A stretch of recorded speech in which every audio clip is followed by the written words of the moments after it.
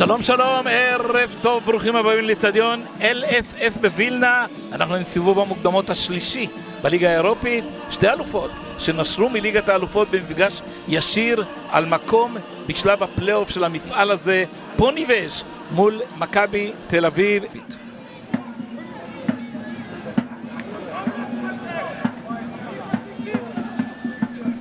דור תורג'מן מחכה לכדור הזה, מגיע לגורוסוב.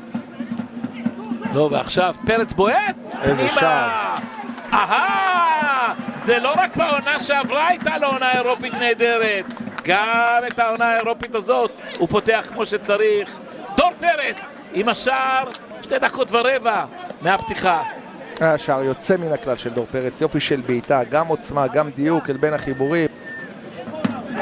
בבלרוס הוא היה, בבולגריה, גם ברומניה. ועכשיו הוא סופג את השני, 2-0 למכבי תל אביב. דור תורג'מן חוזר מפריז, ומה שהוא לא עשה שם הוא עושה כאן עם שער שני. שוב כדור מהצד, שוב ניצול של הגנה רופפת. 2-0.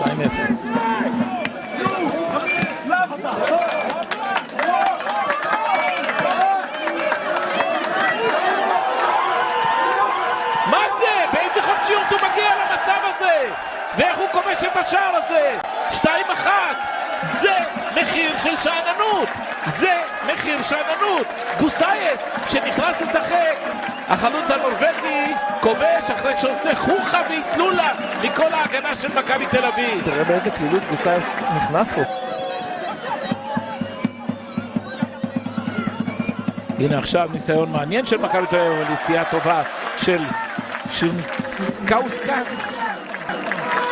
אני מסתכל על גאייב השופט, אבל עוד הזדמנות עכשיו לליטאים,